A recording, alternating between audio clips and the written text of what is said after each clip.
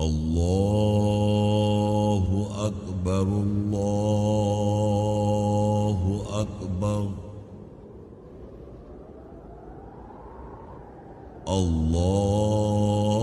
الله أكبر الله أكبر أشهد أن لا إله إلا الله أشهد أن لا إله إلا الله أشهد أن محمدًا رسول الله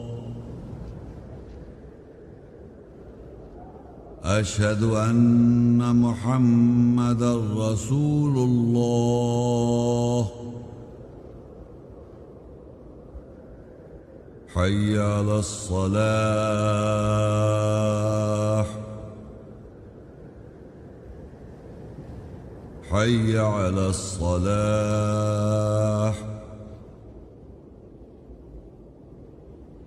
حي على الفلاح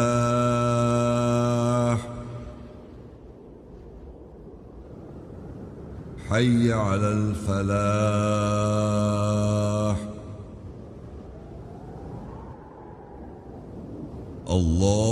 الله أكبر الله أكبر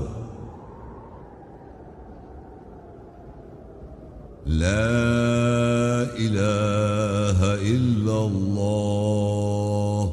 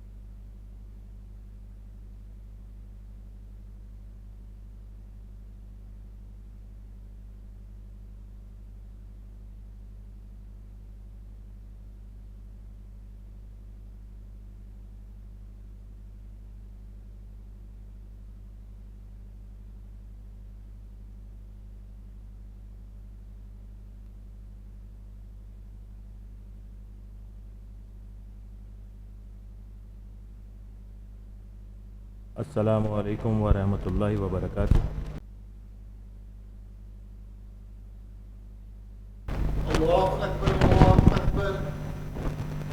الله أكبر الله أكبر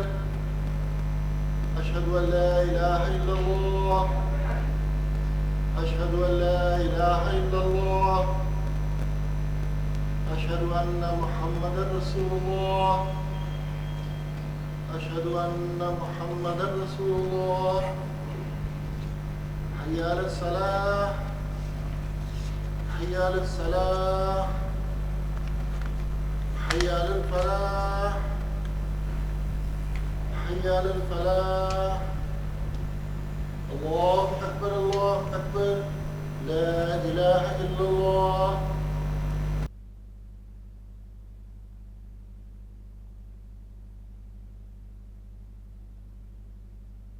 اعوذ باللہ من الشیطان الرجیم، بسم اللہ الرحمن الرحیم۔ میں پناہ مانگتا ہوں اللہ کی شیطان رجم کیے ہوئے کے ساتھ، اللہ کے نام کے ساتھ جو بڑا مہربان نہایت رحم کرنے والا ہے۔ آج کا خطبہ، آج کا موضوع ہے قرآن کیا کہتا ہے حجاب کے بارے میں۔ اس کی چند آیات اور اس کا تعارف میں آپ کے سامنے پیش کروں گا۔ حجاب لفظ قرآن میں اس کا مطلب ہے ویل انگلش میں، اور حجاب اردو میں کہتے ہیں۔ حجاب کا لفظ قرآن میں 8 دفعہ آیا ہے، جس میں سے 5 دفعہ حجاب لفظ قرآن میں آیا ہے، اور 2 دفعہ حجابن اور 1 دفعہ محجوبون اس کا ذکر آیا ہے قرآن میں۔ معاشرے میں جو حجاب سمجھا جاتا ہے جنرلی، وہ یہ بتایا جاتا ہے، اس کو منسلک کیا جاتا ہے عورتوں سے۔ تو یہ قرآن میں جو حجاب اللہ بتا رہا ہے وہ صرف عورتوں سے منسلک نہیں ہے، بلکہ وہ مردوں کا بھی حجاب ہے، اور مرد عورت دونوں کے لیے اللہ تعالیٰ بات کر رہا ہے۔ معاشرے میں کہا جاتا ہے کہ جیسے ہیڈ گیئر ہے، یا اسکارف ہے، یا برقع ہے، یا منہ چھپانے کو اس کو حجاب سمجھا جاتا ہے، ایسا حجاب قرآن میں بتایا نہیں گیا۔ قرآن کا حجاب زیادہ تر نفسیاتی حجاب کے بارے میں اللہ تعالیٰ قرآن میں بتا رہا ہے۔ ہمیں یہ سمجھنا یہاں پہ ضروری ہے کہ حجاب کا مقصد کیا ہے۔ حجاب کا مقصد ہے طہارت حاصل کرنا، لوگوں کی باتوں سے، برے اعمال سے، بری باتوں سے، اور شیطانی باتوں سے، شیطان کے عمل سے اگر ہم حجاب کریں گے تو ہماری طہارت ہوگی، اور اگر ہماری طہارت ہوگی تو انشاءاللہ ہمیں اللہ کی آیات، اللہ کی بات سمجھ میں آئے گی۔ تو مقصد یہ ہے کہ اللہ ہم سے کلام کرے، اللہ کی بات، اللہ کی آیات ہم پہ وضاحت ہوں، اور اللہ کی آیات کو ہم سمجھ سکیں۔ یہ حجاب کا مقصد ہے۔ ایک جگہ قرآن میں اللہ تعالیٰ بیان کر رہا ہے لا یمسہ الا المطہرون، اس کو نہیں چھو سکتے سوائے جو مطہر ہیں، یعنی وہی چھو سکتے ہیں جو کہ پاک ہوں گے، جن کی طہارت ہوگی، اور وہی قرآن سمجھ سکیں گے۔ اس سلسلے کی پہلی آیات ہے سورہ شورى 42-51 نمبر آیت ہے، وما كان لبشر ان يكلمه الله الا وحيا او من وراء حجاب او يرسل رسولا فيوحي بإذنه ما يشاء انه علی حکیم۔ اور بشر کے لیے نہیں ہے یہ کہ اللہ اس سے کلام کرے سوائے وحی کے ذریعے، او من وراء حجاب، یا پردے کے پیچھے سے، او یرسل رسولا، یا بھیجے رسول، فیوحی بإذنہ ما یشاء، پر وہ اس کی اجازت سے رسول جو ہے وہ وحی کرتا ہے۔ انہ علی حکیم، بے شک وہ اعلیٰ حکمت والا ہے۔ اس آیت میں اللہ تعالیٰ بتا رہا ہے کہ وہ بشر سے 3 طریقوں سے کلام کرتا ہے، اور 3 طریقوں سے اللہ تعالیٰ کلام کر رہا ہے۔ وہ تینوں طریقے اس کتاب میں موجود ہیں جن سے اللہ تعالیٰ کلام کر رہا ہے، تو ہم ان تینوں طریقوں کی ڈیٹیل میں تو نہیں جائیں گے، بلکہ جو ہمارا ٹاپک ہے اس تک محدود رہیں گے۔ من وراء حجاب، او من وراء حجاب، یعنی پردے کے پیچھے سے اللہ تعالیٰ کلام کرتا ہے۔ تو پردے کے پیچھے سے اللہ تعالیٰ جو کلام کرتا ہے وہ اس طرح سے ہے کہ جب ہم اللہ کی آیات کو سمجھنے کے لیے لوگوں کی باتوں سے، یا لوگوں کی باتیں جو ہم سن رہے ہیں، اور لوگوں کی باتیں جو ہمیں آ رہی ہیں، اگر ہم ان کو سنتے رہیں گے تو اللہ کی آیات، اللہ کی بات ہمیں سمجھ نہیں آئے گی۔ اگر ہم اس کو روک دیں گے، اس پہ پردہ کریں گے جو لوگ بتا رہے ہیں، بلکہ اللہ کی آیت کو سنیں گے، یا اللہ کی آیت پہ غور کریں گے، یا اللہ کی بات کو سمجھنا چاہیں گے، تبھی ہمیں اللہ کی بات سمجھ میں آئے گی۔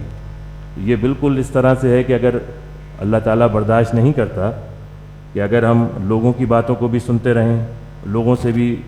معلوم کرتے رہیں، وہ بھی انفارمیشن دیتے رہیں، اور اللہ کی بات بھی سمجھتے رہیں، تو ہمیں اللہ کی بات سمجھ نہیں آئے گی۔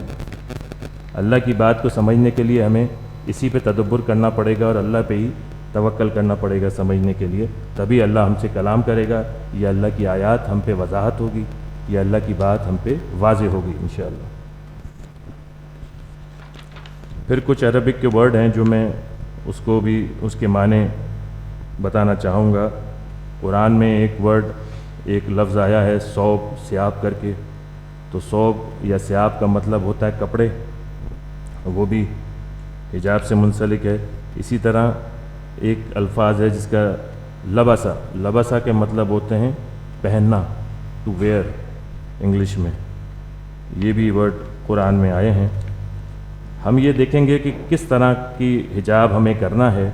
یا قرآن میں وہ حجاب جس سے اللہ کلام کرے،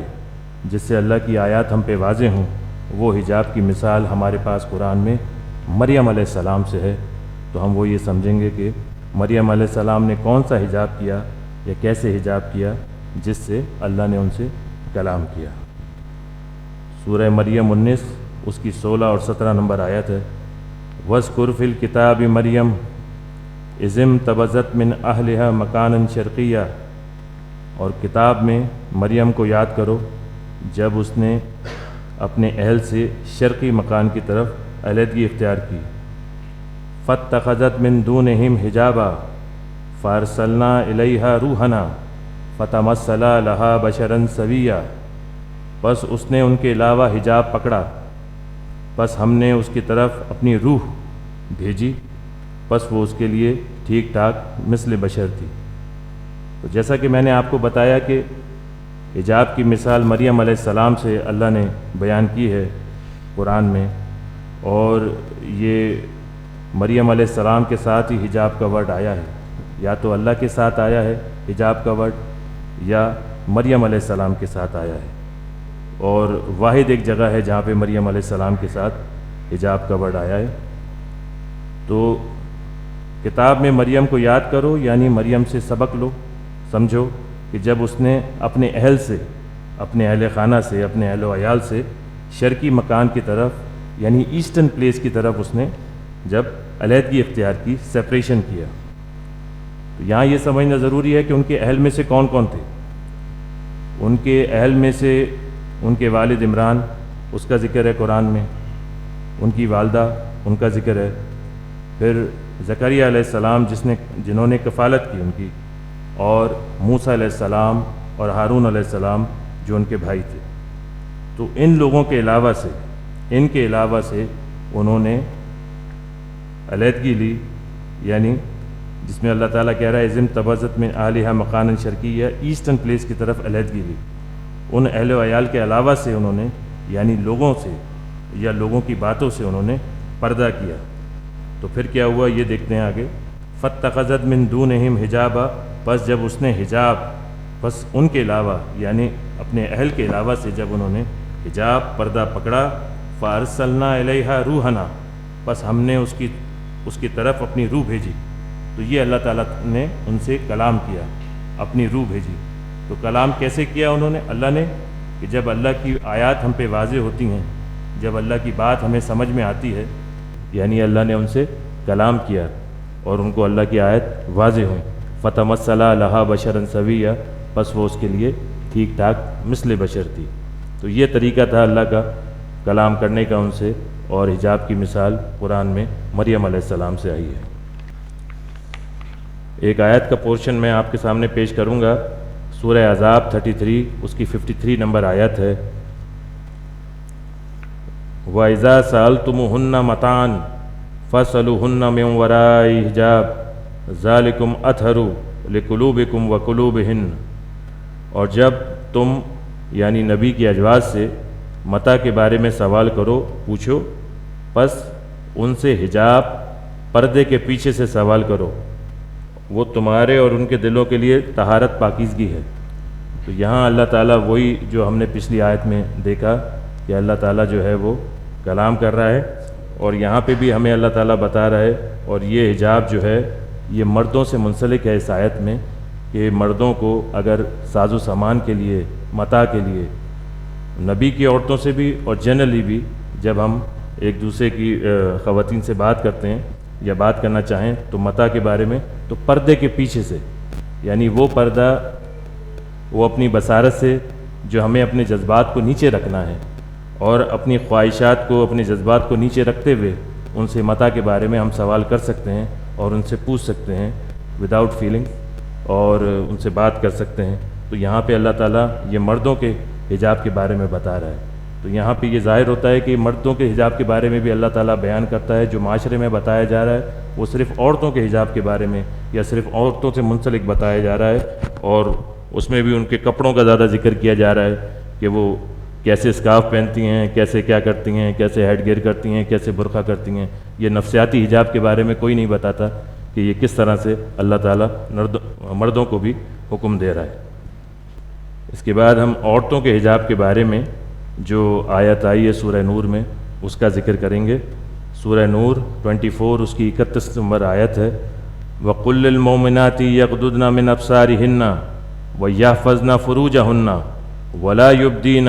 زِينَتَهُنَّ إِلَّا مَا ظَهَرَ مِنْهَا وَلْيَضْرِبْنَ بِخُمُورِهِنَّ عَلَى جُيُوبِهِنَّ۔ اس آیت میں اللہ تعالیٰ مخاطب کر رہا ہے اور عورتوں کے حجاب کے بارے میں بتا رہا ہے کہ ان کو کیا کیا کرنا ہے۔ جو 3-4 چیزیں اللہ تعالیٰ نے بتائی ہیں اس میں، اور یہ چھوٹا ایک آیت کا پورشن ہے جس کی میں وضاحت کروں گا آپ کے سامنے۔ اللہ تعالیٰ مخاطب کر رہا ہے مومن عورتوں کو۔ یہ ایک اس عورت کی بات ہو رہی ہے جو کہ اللہ کی آیات کو سمجھتی ہے، اللہ کی آیات کو جانتی ہے اور اللہ کی آیت پہ عمل کرتی ہے۔ یہ ایک عام عورت کی بات نہیں ہو رہی، بلکہ ایک مومنہ عورت کی بات ہو رہی ہے، ایمان والی عورت کی بات ہو رہی ہے کہ اس کو کیا کیا کرنا ہے۔ یغضضن من ابصارہن، کہ وہ اپنی بصارت سے، اپنی انسائٹ سے اس کو نیچا رکھے، اپنے جو بھی خواہشات ہیں، جو بھی اپنی ڈیزائرز ہیں، اپنی انسائٹ سے، جو صحیح اور غلط سمجھنے کی انسائٹ اللہ تعالیٰ نے سب کو دی ہے، اس سے وہ نیچا رکھیں۔ یہاں پہ لوگ ترجمہ کرتے ہیں بصارت کا، یا معاشرے میں ایک عام فہم ہے کہ وہ کہتے ہیں کہ یہ عین یا آنکھوں کی ذکر ہو رہا ہے۔ عربی میں آنکھوں کو عین کہا جاتا ہے، یہاں اللہ تعالیٰ بصارت کی بات کر رہا ہے کہ ان کی بصارت یا جو ان کی خواہشات ہیں کیسے ان کو اس سے نیچے رکھنا ہے۔ کہ یغضضن من ابصارہن، یہ بصارت کی بات کر رہا ہے۔ وَيَحْفَظْنَ فُرُوجَهُنَّ، اور وہ اپنے فروج کی حفاظت کریں،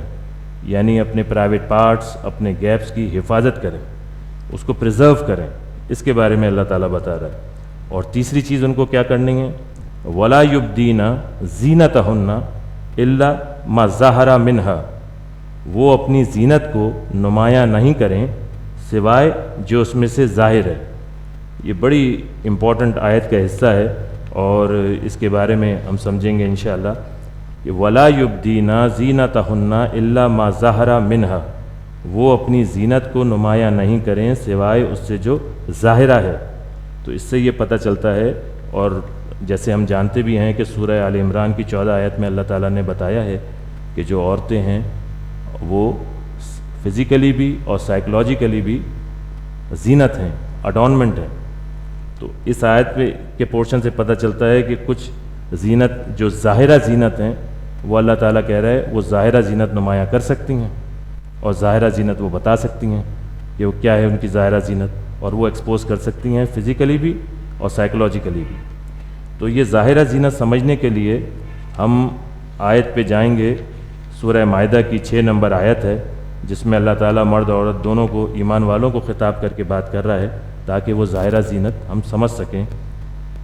یا ایھا الذین آمنوا اذا قمتم الی الصلاۃ فاغسلوا وجوہکم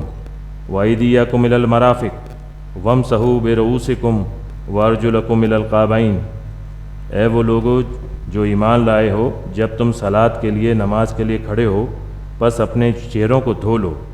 اور اپنے ہاتھوں کو کونیوں تک دھو لو، اور اپنے سروں کا مسح کرو اور پیروں کو ٹخنوں تک دھو لو۔ تو یہاں پہ اللہ تعالیٰ جو ہے وہ ایمان والوں سے مخاطب ہو کے یہ کہہ رہا ہے کہ جب تم پری ریکویزٹ ہے نماز کا، صلاۃ کا، کہ جب تم صلاۃ کے لیے کھڑے ہوا کرو تو ان کو دھو لیا کرو، ان اعضاء کو دھو لیا کرو۔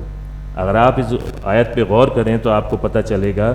کہ اللہ تعالیٰ صرف انہی اعضاء کو کیوں دھلوا رہا ہے یا انہی اعضاء کا ذکر کیوں کر رہا ہے۔ اس نے وضو کے لیے کسی اور پیٹ، سینے یا اور کسی اعضاء کا ذکر کیوں نہیں کیا؟ اس آیت میں اگر آپ غور کریں گے تو پتہ چلے گا کہ کیونکہ یہ آبویس زینت ہے، یہ ظاہرہ ہے، یہ ایکسپورٹس پارٹس ہیں، اس لیے اللہ تعالیٰ ان کو ہر نماز میں کھڑے ہونے سے پہلے دھلوا رہا ہے، مرد عورت دونوں کے لیے۔ جب ہمیں یہ پتہ چلتا ہے تو اللہ تعالیٰ اس میں بتا رہا ہے کہ اپنے چہروں کو دھو لیا کرو، تو اس کا مطلب چہرہ جو ہے وہ بھی ایک ایکسپوز پارٹ ہے، آبویس ہے۔ ہاتھ جو ہیں وہ کونیوں تک وہ بھی ایکسپوز ہیں۔ اللہ تعالیٰ کہہ رہا ہے کہ سروں کا مسح کر لیا کرو، تو مسح بھی یعنی سر جو ہے، ہیڈ جو ہے وہ بھی ایکسپوز کر سکتے ہیں۔ وَأَرْجُلَكُمْ إِلَى الْقَعْبَيْنِ، اور پیروں کو ٹخنوں تک، اس کو بھی آپ ایکسپوز کر سکتی ہیں عورتیں۔ تو اگر ہم اس کا جائزہ لیں یا اس کو سمجھیں تو ہمیں یہ سمجھ میں آئے گا کہ اگر ہم فزیکلی عورتیں جو ہیں وہ کسی کے بھی سامنے یہ ایکسپوز کر سکتی ہیں، یعنی چہرہ اپنا ایکسپوز کر سکتی ہیں، ہاتھ کونیوں تک ایکسپوز کر سکتی ہیں، سروں کو ایکسپوز کر سکتی ہیں، اور اسی طرح سے پیر ٹخنوں تک ایکسپوز کر سکتی ہیں۔ جب ہم اس کو سائیکلوجیکلی سمجھتے ہیں تو ہمیں پتہ چلتا ہے کہ دیکھیے کہ سر جو ہے وہ نمائندگی کرتا ہے عقل کی، تو وہ عقل مند یعنی انٹیلیجنٹلی یا انٹیلیجنس میں وہ بات کر سکتی ہیں، اپنی ایجوکیشن کے بارے میں بات کر سکتی ہیں، بتا سکتی ہیں، اور وہ اس کو، کیونکہ یہ آبویس پارٹ ہے، تو یہ سائیکلوجیکل اسپیکٹ اس کا پتہ چلتا ہے ہمیں کہ وہ سروں کو ایکسپوز کر بھی سکتی ہیں فزیکلی بھی، اور سائیکلوجیکلی کوئی بھی عقل کی بات جو بھی انٹیلیجنٹلی جو معروف بات ہو وہ بھی شیئر کر سکتی ہیں۔ چہرہ دنیا میں بتایا جاتا ہے کہ چہرے کو چھپانا نہیں ہے، بلکہ چہرہ بھی ایک ایکسپوز پارٹ ہے، اور چہرہ جو ہے وہ ایک آئیڈینٹیفیکیشن کو یا بتاتا ہے کہ یہ کس کی بیٹی ہے یا کس کی بہن ہے۔ اور قرآن میں مثال مریم علیہ السلام سے ہے کہ جب وہ اپنی قوم کے سامنے آتی ہیں تو ان کی قوم ان کو پہچان لیتی ہے کہ وہ ہارون کی بہن ہے، تو کس کی بیٹی ہے، کس کی ماں ہے، کس کی بہن ہے، اور اس کے بعد کس کی بیوی ہے وہ پتہ چلتا ہے، تو چہرہ آئیڈینٹیفیکیشن کو بتاتا ہے۔ وَأَيْدِيَكُمْ إِلَى الْمَرَافِقِ، اور ہاتھ جو ہے وہ کونیوں تک، تو جو بھی وہ کام کرتی ہیں عورتیں وہ بھی ایکسپوز کر سکتی ہیں کہ ان کا کام وہ کیا کام کرتی ہیں، اور ہاؤس وائف ہیں یا کیا کام کرتی ہیں تو وہ بھی وہ ایکسپوز کر سکتی ہیں۔ اسی طرح سے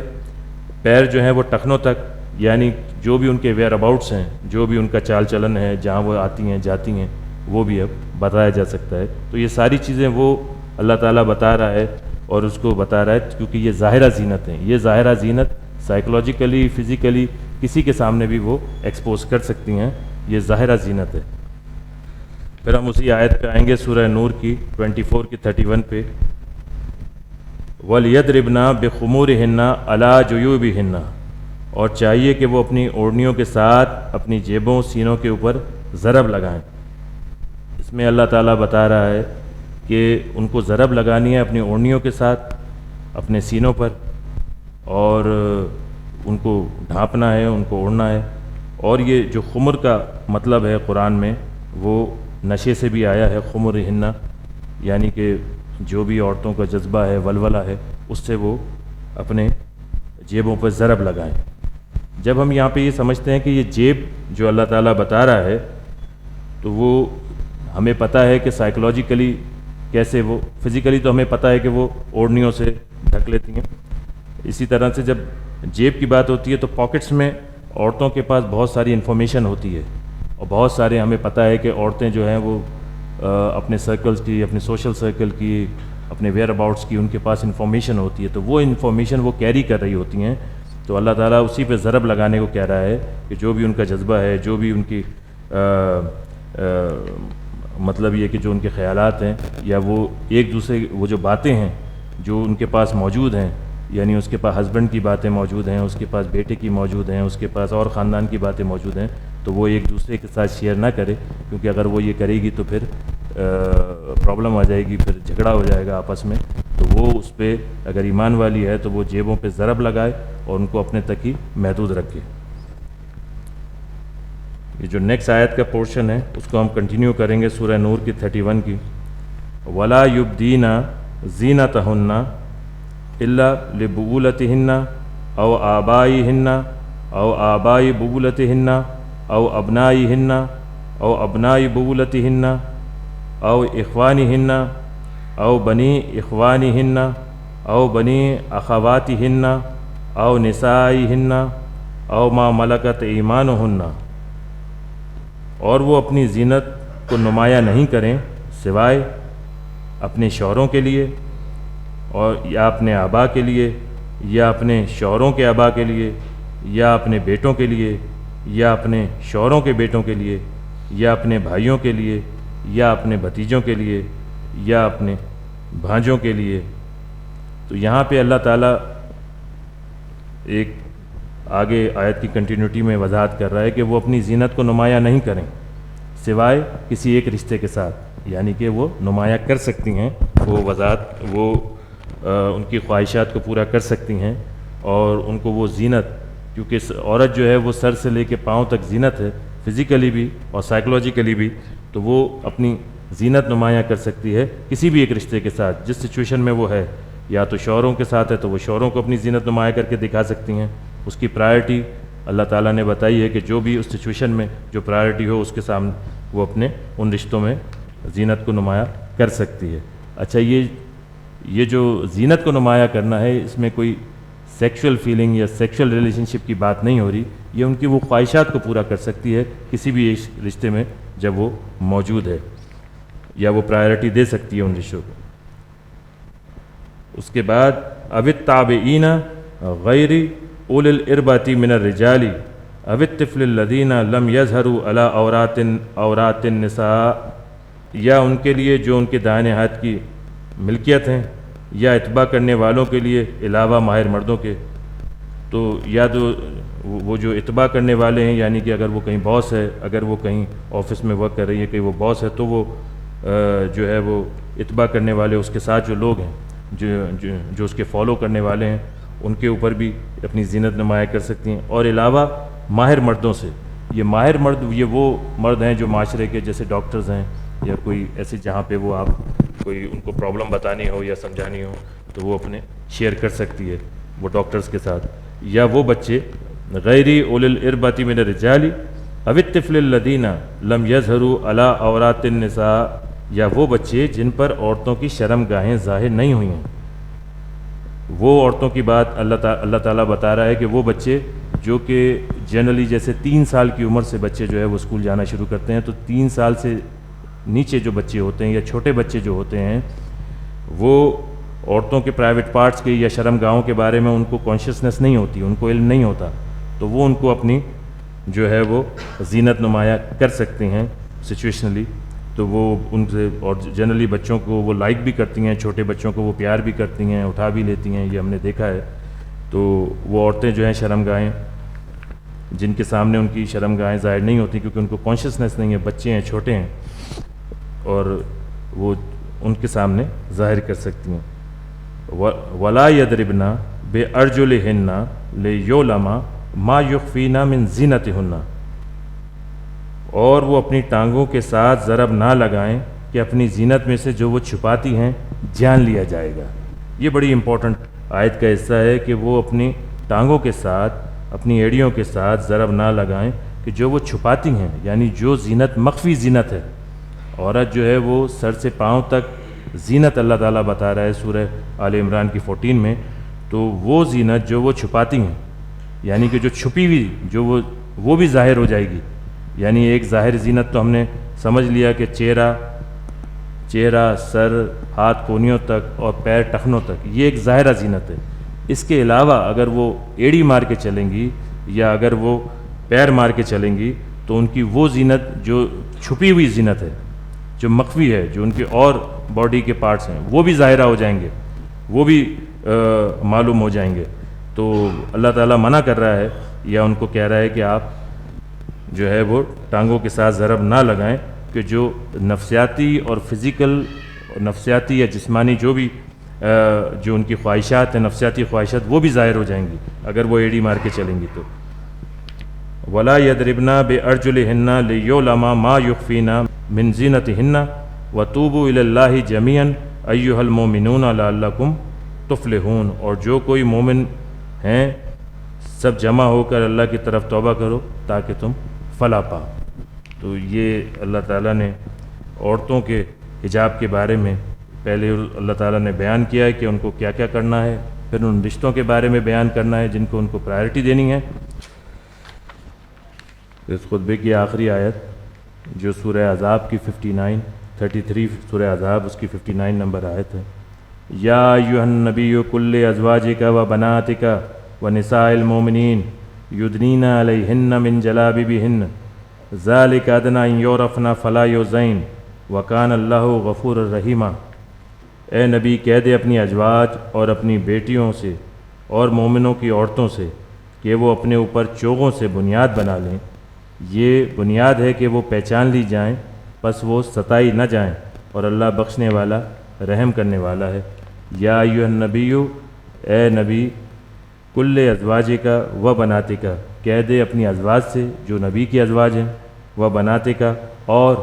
جو بیٹیاں ہیں، اور و نساء المومنین، اور مومنوں کی جو عورتیں ہیں، کہ وہ بنیاد بنا لیں، بیس بنا لیں، علیہن من جلابیبہن، چوغوں سے۔ تو ہمیں پتہ ہے کہ جو چوغے جو ہیں یا وہ جو چوغے پہنے جاتے ہیں، یہ اللہ کی طرف سے ایک ڈگری ہے جو اللہ تعالیٰ نبی کی عورتوں کو، ان کی بیٹیوں کو اور مومن عورتوں کو دے رہا ہے۔ یہ وہ عورتیں ہیں جن کو ڈگری دی جا رہی ہے، یا وہ عورتیں جو ہے وہ چوغوں سے بنیاد بنائیں جو کہ اللہ تعالیٰ کی آیات کو سمجھتی ہیں، جانتی ہیں، اور اللہ تعالیٰ کی آیات کو جان کے اس پہ عمل کرتی ہیں۔ تو اللہ تعالیٰ ان سے کہہ رہا ہے، یہ اللہ تعالیٰ ایک ڈگری دے رہا ہے۔ وہ حجاب میں ہیں، انہوں نے کپڑے پہنے ہوئے ہیں، وہ حجاب کر رہی ہیں آلریڈی، مگر یہ ایکسٹرا ایک چیز اللہ تعالیٰ دے رہا ہے ان کو تاکہ وہ پہچان لی جائیں۔ اس کا مقصد یہ ہے کہ یدنین علیہن من جلابیبہن ذالک ادنی ان یعرفن فلا یؤذین، پس وہ پہچان لی جائیں، پس وہ ستائی نہ جائیں۔ یہ اللہ تعالیٰ ان کو ڈگری دے رہا ہے کیونکہ وہ ایمان والیاں ہیں، وہ آیتوں کو سمجھتی ہیں۔ اور ہم نے دیکھا ہے کہ معاشرے میں بھی جب کوئی ایجوکیشن حاصل کی جاتی ہے، جیسے کوئی عورت ہے یا مرد ہے، جب وہ کوئی ڈاکٹر کی ڈگری حاصل کرتا ہے تو ان کو گاؤن پہنایا جاتا ہے، اور گاؤن ہمیشہ کندھے سے پہنا جاتا ہے، اور وہ کندھے سے وہ گاؤن ان کو پہناتے ہیں، اور یہ آئیڈینٹیفائی کر لیا جاتا ہے اسپتال میں، کلینک میں اگر آپ جائیں تو آپ کو پتہ چل جائے گا کہ یہ ڈاکٹر ہے یا یہ ڈاکٹر کے شعبے سے اس کا تعلق ہے، یہ عام آدمی نہیں ہے۔ اسی طرح سے جو نبی کی عورتیں ہیں اور مومنات ہیں، ان کے لیے بھی اللہ تعالیٰ چوغے دے رہا ہے کہ یہ وہ عورتیں ہیں جو کہ آیات کو جانتی ہیں اور آیات کو سمجھتی ہیں، تو یہ اللہ کی طرف سے ڈگری ہے ان کے لیے کہ یہ وہ اپنے چوغوں سے بنیاد بنا لیں، اور یہ کہ وہ پہچان لی جائیں، ان کو پہچان لیا جائے گا کہ یہ نبی کی عورت ہے یا یہ ایمان والیاں ہیں، اور ان کو پہچان لیا جائے گا کہ یہ ایمان والیاں ہیں، اور وہ پہچان لی جائیں۔ اس کا مقصد یہ ہے کہ وہ پہچان لی جائیں پس وہ ستائی نہ جائیں۔ وہ ایک عام عورت نہیں ہے جو معاشرے میں گھوم رہی ہے، بلکہ وہ ایمان والی ہے جو کہ آیات کے ساتھ وہ چوغا بھی اس نے پہنا ہوا ہے اور وہ موو اباؤٹس کر رہی ہے۔ ذالک ادنی ان یعرفن فلا یؤذین، پس وہ ستائی نہ جائیں، وکان اللہ غفور الرحیم، اور اللہ بخشنے والا رحم کرنے والا ہے۔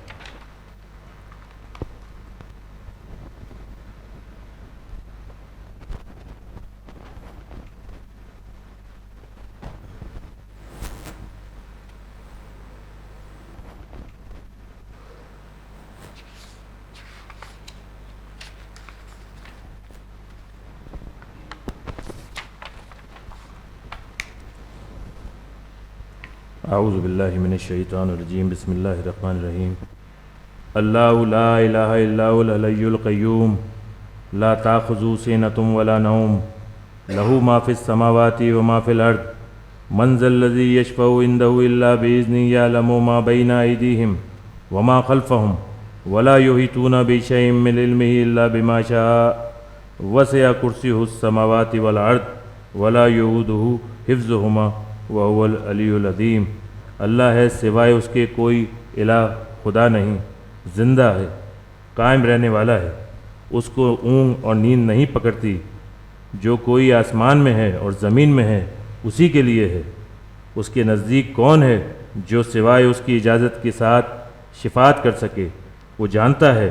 جو اس کے سامنے ہے اور جو اس کے پیچھے ہے، اور اس کے علم میں سے کسی شے کا احاطہ نہیں کر سکتے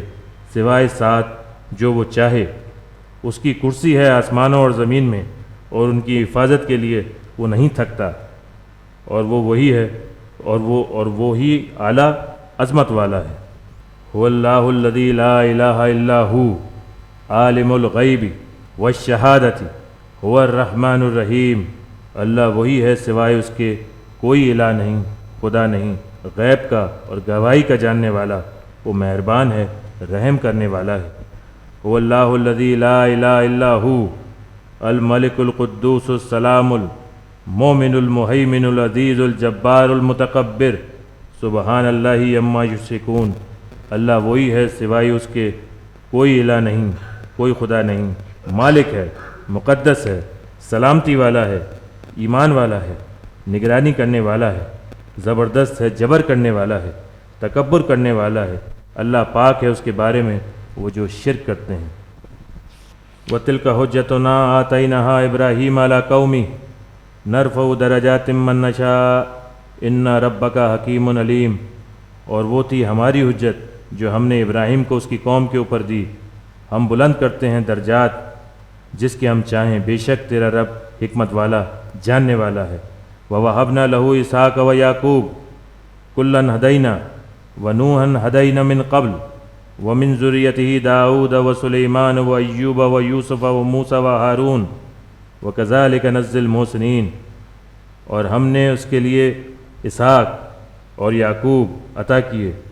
ہم نے ہر ایک کو ہدایت دی، اور ہم نے نوح کو پہلے سے ہدایت دی، اور اس کی ذریت میں سے داؤد اور سلیمان اور ایوب اور یوسف اور موسیٰ اور ہارون، ہم نے ان کو بھی ہدایت دی، اور اسی طرح ہم احسان کرنے والوں کو جزا دیتے ہیں۔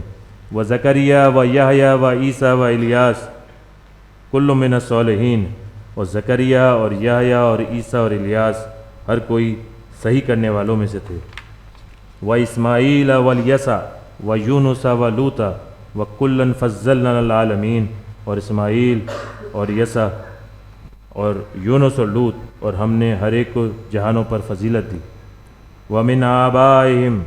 وذریاتہم واخوانہم واجتبینہم وہدینہم الی صراط مستقیم، اور ان کے آبا و اجداد سے اور ان کی ذریات سے اور ان کے بھائیوں سے، اور ہم نے ان کو چن لیا اور ہم نے انہیں سیدھے راستے کی طرف ہدایت دی۔ ذالک ھدی اللہ یہدی بہ من یشاء من عبادہ ولو اشرکوا لحبط عنہم ما کانوا یعملون، وہ اللہ کی ہدایت ہے، اس کے ساتھ وہ ہدایت دیتا ہے اپنے بندوں نوکروں میں سے جس کو چاہے، اور اگر وہ ان کے بارے میں شرک کرتے تو جو وہ عمل کرتے ہیں ضرور مٹا دیے جاتے۔ اولئک الذین آتیناہم الکتاب والحکم والنبوۃ فإن یکفر بہا ہؤلاء فقد وکلنا بہا قوما لیسوا بہا بکافرین، وہی لوگ ہیں جن کو ہم نے کتاب اور حکم، حکومت اور نبوت پیشن گوئی دی، پس اگر یہ لوگ اس کے ساتھ کفر کریں گے، پس تحقیق ہم وکالت کریں گے اس کے ساتھ اس قوم کی جو ہرگز اس کے ساتھ کفر کرنے والے نہیں ہوں گے۔ اولئک الذین ھدی اللہ فبہداہ مقتدی، وہ وہی لوگ ہیں جن کی اللہ نے ہدایت کی، پس ان کی ہدایت کے مقتدی پیروی کرو۔ قل لا اسألکم علیہ اجرا ان ہوا الا ذکری للعالمین، کہہ دے کہ میں تم سے اس پر اجر کا سوال نہیں کرتا، وہ نہیں ہے سوائے جہانوں کے لیے یاد دہانی۔ وَإِذَا سَأَلَكَ عِبَادِي أَنِّي فَإِنِّي قَرِيبٌ أُجِيبُ دَعْوَةَ الدَّاعِ إِذَا دَعَانِ فَلْيَسْتَجِیبُوا لِی وَلْیُؤْمِنُوا بِی لَعَلَّهُمْ یرشدون، اور جب میرے بندے نوکر تجھ سے میرے بارے میں سوال کرتے ہیں، بے شک میں قریب ہوتا ہوں، میں پکارنے والے کی پکار کا جواب دیتا ہوں جب وہ پکارتا ہے، بس چاہیے کہ وہ میرے لیے جواب دیں، اور چاہیے کہ وہ میرے ساتھ ایمان لائیں، ہو سکتا ہے کہ وہ سمجھیدہ ہو جائیں۔ الا تنصروه فقط نصرہ اللہ اذ اخرجہ الذین کفروا ثانی اثنین اذ ہما فی الغار اذ یقول لصاحبہ لا تحزن ان اللہ معنا فانزل اللہ سکینتہ علیہ وأیدہ بجنود لم تروها وجعل کلمۃ الذین کفروا السفلی وکلمۃ اللہ ہی العلیٰ واللہ عزیز حکیم، اگر تم نے اس کی مدد نہیں کی یعنی ساتھی کی، پس تحقیق اللہ نے اس کی مدد کی جب اس کو نکالا ان لوگوں نے جو کفر کرتے ہیں، جب وہ دونوں غار میں بے زور ڈوبنے والی دل کی حالت میں تھے، جب دو میں سے ایک یعنی رسول نے اپنے ساتھی کے لیے کہا کہ تم غمگین نہ ہو، بے شک اللہ ہمارے ساتھ ہے، پس اللہ نے اپنا سکون اس پر نازل کیا اور اس کو لشکروں کے ساتھ مضبوط کیا جن کو تم ہرگز نہیں دیکھ سکتے۔ وہ لوگوں کا کلمہ جو کفر کرتے ہیں اس نے نیچے کر دکھایا، اور اللہ کا کلمہ وہی اعلیٰ ہے، اور اللہ زبردست حکمت والا ہے۔ ان الذین قالوا ربنا اللہ ثم استقاموا تتنزل علیہم الملائکۃ الا تخافوا ولا تحزنوا وابشروا بالجنۃ التی کنتم توعدون۔ وہ لوگ جنہوں نے کہا اللہ ہمارے ساتھ ہے، بس اس پر ثابت قدم رہے، ان پر فرشتے نازل ہوتے ہیں، یہ کہ تم خوف زدہ نہ ہو اور یہ کہ تم غم زدہ نہ ہو، اور اس جنت باغ کے ساتھ بشارت لو جس کا تم سے وعدہ کیا گیا ہے۔ نحن اولیاءکم فی الحیات الدنیا وفی الآخرہ ولکم فیہا ما تشتہی انفسکم ولکم فیہا ما تدعون۔ ہم تمہارے اولیاء ہیں اس حیات دنیا میں اور آخرت میں، اور تمہارے لیے اس میں سے ہے جو تمہارے نفوس چاہیں گے، اور تمہارے لیے اس میں ہے جو تم پکارو گے۔ نزلا من غفور الرحیم، بخشنے والے رحم کرنے والے کی طرف سے نازل کرتا ہے۔ ربنا وجعلنا مسلمین لک ومن ذریتنا امۃ مسلمۃ لک وارنا مناسکنا وتب علینا انک انت التواب الرحیم۔ اے ہمارے رب، ہم دونوں کو اپنا مسلم بنا لے، سر تسلیم خم کرنے والا بنا لے، اور ہماری ذریت میں سے ایک گروہ کو اپنا مسلم سر تسلیم خم کرنے والا بنا لے، اور ہمیں ہماری تنہائیوں کی جگہ دکھا دے اور ہماری طرف لوٹ متوجہ ہو، بے شک تو ہی تو توبہ قبول کرنے والا اور رحم کرنے والا۔ الذی خلقنی فہو یہدین، جس نے مجھے تخلیق کیا پس اسی نے ہی مجھے ہدایت کی۔ والذی هو یطعمنی ویسقین، اور وہ وہی ہے جو مجھے کھلاتا اور پلاتا ہے۔ وَإِذَا مَرِضْتُ فَهُوَ یشفین، اور جب میں بیمار ہوتا ہوں پس وہ شفا دیتا ہے۔ والذی یمیتنی ثم یحیین، اور وہ وہی ہے جو مجھے موت دے گا پھر وہ مجھے زندگی دے گا۔ والذی یطمع ان یغفر لی خطیئتی یوم الدین، اور وہ وہی ہے جس سے مجھے امید ہے کہ وہ فیصلے کے دن میری خطاؤں کو بخش دے گا۔ ربی حب لی حکما والحقنی بالصالحین، اے میرے رب میرے لیے حکم عطا کر اور مجھے صحیح کرنے والوں میں شامل کر۔ واجعل لی لسان صدق فی الآخرین، اور میرے لیے زبان دوسروں کے لیے سچا بنا دے۔ ربنا آتنا فی الدنیا حسنہ وفی الآخرۃ حسنہ وقنا عذاب النار، اے ہمارے رب ہمیں دنیا میں بھی اچھائی اور آخرت میں بھی اچھائی عطا کر، وقنا عذاب النار، اور ہمیں آگ کے عذاب سے بچا لے۔ ربنا انک من تدخل النار فقد اخزیتہ وما للظالمین من انصار، اے ہمارے رب بے شک تو نے جس کسی کو آگ میں داخل کیا بس تحقیق اس کو رسوا کیا، اور ظالموں کے لیے مددگاروں میں سے نہیں ہے۔ ربنا اننا سمعنا منادیا ینادی للایمان ان آمنوا بربکم فآمنا ربنا فاغفر لنا ذنوبنا وکفر عنا سیئاتنا وتوفنا مع الابرار، اے ہمارے رب بے شک ہم نے سنا پکارنے والے کی پکار ایمان کے لیے، یہ کہ اپنے رب کے ساتھ ایمان لاؤ، پس ہم ایمان لائے۔ اے ہمارے رب ہمارے گناہ کو بخش دے اور ہماری برائیاں چوٹوں کے بارے میں ڈھانپ دے، اور ہمیں نیک لوگوں کے ساتھ وفات دے پورا کر دے۔ ربنا وآتنا ما وعدتنا علی رسولک ولا تخزنا یوم القیامہ انک لا تخلف المیعاد، اے ہمارے رب اور ہمیں دے جو تو نے اپنے رسولوں کے اوپر ہم سے وعدہ کیا، اور تو ہمیں قیامت کے دن رسوا نہ کر، بے شک تو وعدہ خلافی نہیں کرتا۔ ربنا لا تؤاخذنا ان نسینا واخطانا ربنا ولا تحمل علينا إصرا كما حملته على الذين من قبلنا ربنا ولا تحملنا ما لا طاقة لنا به واعف عنا واغفر لنا وارحمنا أنت مولانا فانصرنا على القوم الكافرين، اے ہمارے رب ہماری پکڑ نہ کر اگر ہم بھول جائیں یا ہم خطا کر بیٹھیں، اے ہمارے رب ہم پر ایسا بوجھ نہ ڈال جیسا کہ تو نے ہم سے پہلوں پر ڈالا تھا، اے ہمارے رب ہم پر اتنا بوجھ نہ ڈال جس کو ہم اس کے ساتھ اٹھانے کی طاقت نہ رکھیں، اور ہمیں معاف کر دے اور ہمیں بخش دے اور ہم پر رحم کر دے، اور تو ہی تو ہمارا مولا سرپرست ہے، بس کافروں کی قوم کے اوپر ہماری مدد فرما۔ وَيَقُولُونَ رَبَّنَا هَبْ لَنَا مِنْ أَزْوَاجِنَا وَذُرِّيَّاتِنَا قُرَّةَ أَعْيُنٍ وَاجْعَلْنَا لِلْمُتَّقِينَ إِمَامًا، اے ہمارے رب ہماری ازواج جوڑے اور ہماری ذریت میں سے ہماری آنکھوں کے لیے ٹھنڈک کرا دے اور ہمیں متقیوں کا امام بنا دے۔ سبحان ربک رب العزت عما یصفون وسلام علی المرسلین والحمد للہ رب العالمین۔ پاک ہے تیرا رب، عزت والا ہے اس کے بارے میں جو وہ صفات بیان کرتے ہیں، اور سلامتی ہو مرسلین رسولوں پر، اور تمام تعریفیں جہانوں کے رب کے پالنے والے کے لیے۔ آمین۔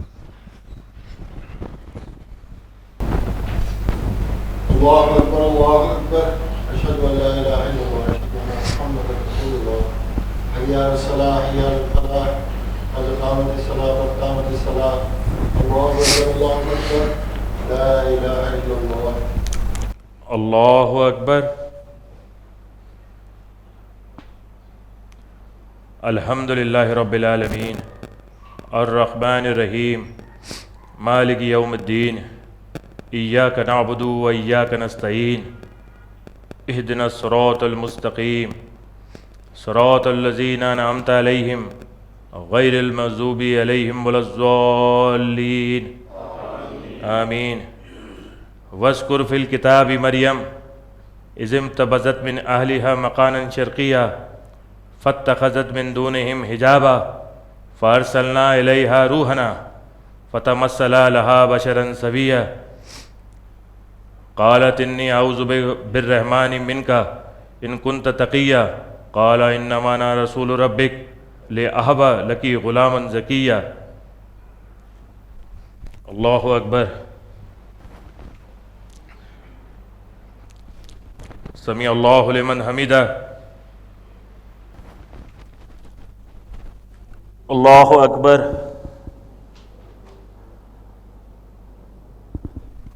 اللہ اکبر۔ اللہ اکبر۔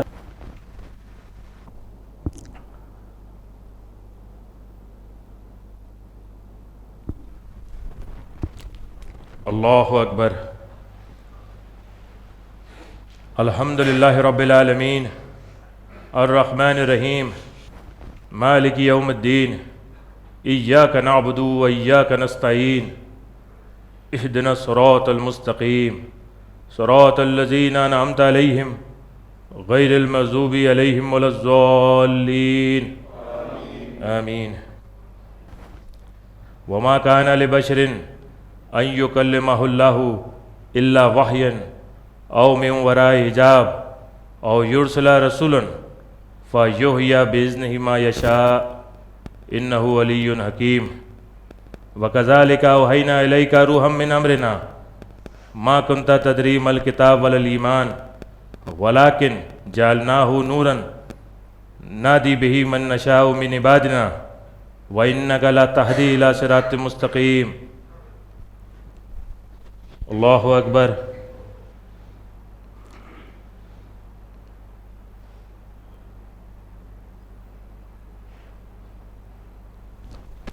سمیع اللہ لمن حمدہ۔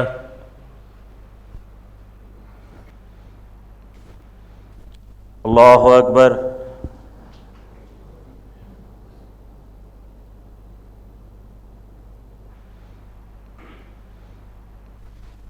اللہ اکبر۔ اللہ اکبر۔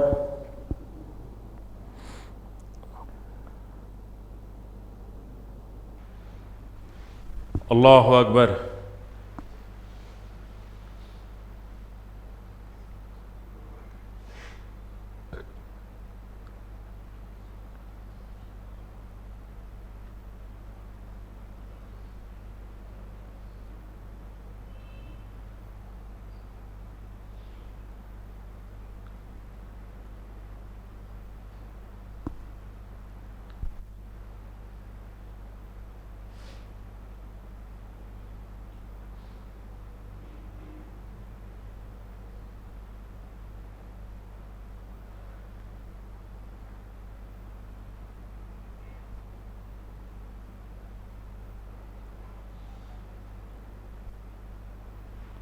السلام علیکم ورحمۃ اللہ۔ السلام علیکم ورحمۃ اللہ